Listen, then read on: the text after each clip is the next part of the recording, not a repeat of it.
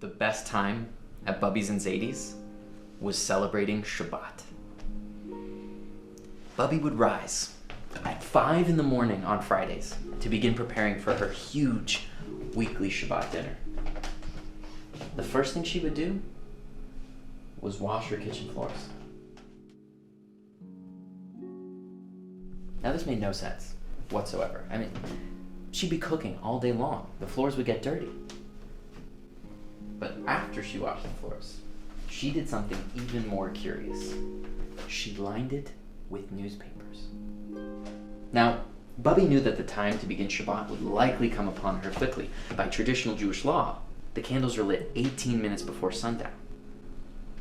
In her rush to finish preparing the meal, she wouldn't have time to clean the floors before lighting the Sabbath candles. The only solution? Wash the floors first thing in the morning. Then cover it with newspapers to catch the inevitable drippings that would come from cooking all day long. When it was time to light the candles, she could just gather up the newspapers, throw them away, and her nice clean floor would be ready for Shabbos. Brilliant. Bubbie was a tiny woman, maybe 4'9", but she was a powerhouse who ruled the roost. She loved having the entire mishpacha over for Friday night dinner.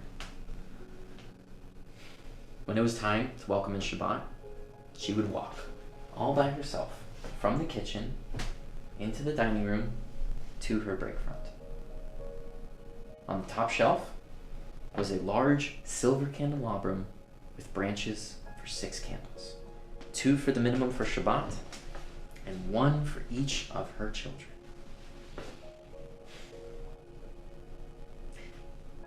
Bubbie would open the top drawer, pull out 6 candles and a small lace scarf called in Yiddish a tichel. She gently placed the tichel on top of her head, arranged the candles in the candelabrum,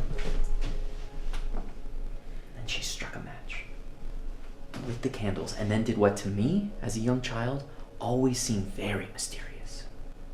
She circled the flames with her hands 3 times.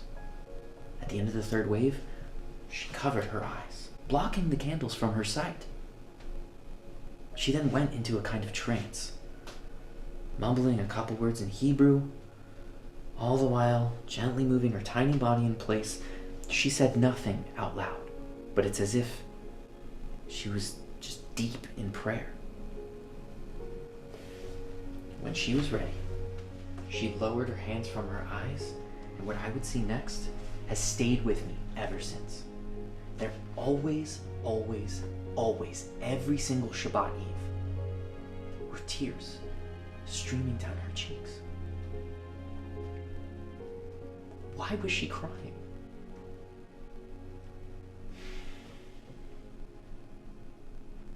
Bubbie was talking to God,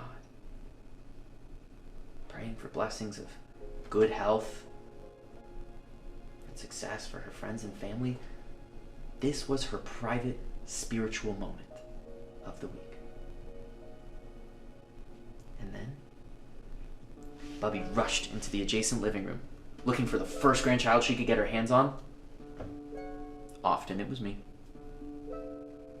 I knew what was coming. She would grab me in a warm embrace, plant a big, wet, slobbery kiss on my punum, and she would say, "Good Shabbos, Tatele.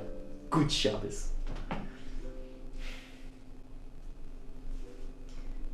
At that moment, I learned the most important lesson I have ever learned concerning Jewish family life. It's about the blessings and the kisses. The rituals without the kisses are empty.